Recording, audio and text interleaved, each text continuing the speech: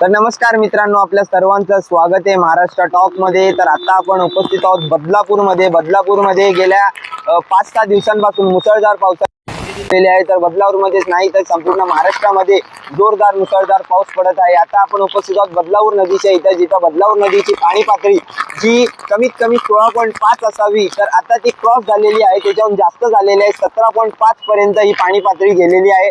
त्यामुळे आता गेल्या काही तासांआधी हा जो संपूर्ण परिसर आहे, हा पूर्ण परिसर पाण्याखाली गेलेला होता। पण बदलापूर नदीची पाणी पातळी 17.5 झाल्यामुळे इथं नागरिकांमध्ये चिंता वाढलेली आहे। इथं पोलीस प्रशासन तैनात करण्यात आलेलं आहे। तुम्ही व्हिडिओच्या माध्यमातून पाहू शकता की पोलीस प्रशासन इथं तैनात झालेली आहे। नागरिकांना वारंवार आवाहन करत आहेत की जर आपला अत्यावश्यक सेवा असेल, तर जर काही महत्त्वाचं काम असेल तरच आपण घराच्या बाहेर पडावं, नाहीतर नाही।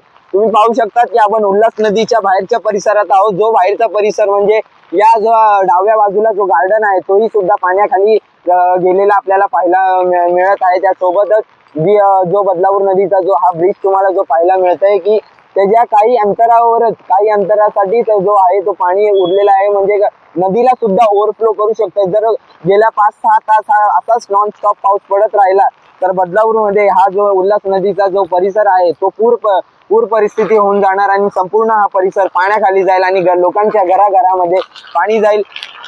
त्यासोबतच आज दुपारपासून सुद्धा ही संपूर्ण महाराष्ट्रामध्ये काही जिल्ह्यांमध्ये रेड आणि ऑरेंज अलर्ट जाहीर करण्यात आलेला आहे, कारण की दुपारनंतर जोराच्या वारा आणि जोराचा पाऊस पडणार आहे। म्हणून नागरिकांना प्रशासनाकडून आणि सरकाराकडून अशी कळकळीची विनंती आहे, जर मित्रांनो आपलं काही अत्यंत महत्त्वाचं काम असेल तरच आपण घराबाहेर पडावं, नाहीतर आपण आपल्या घरी बसून आपली स्वतःची सुरक्षता आणि आपल्या परिवाराची सुरक्षता करावी। तर अशाच अपडेटसाठी तुम्ही पाहत राहा महाराष्ट्र टॉक। मी गौरव गागडे, कॅमेरामॅन सिद्धार्थ आडव सोबत बदलापूर।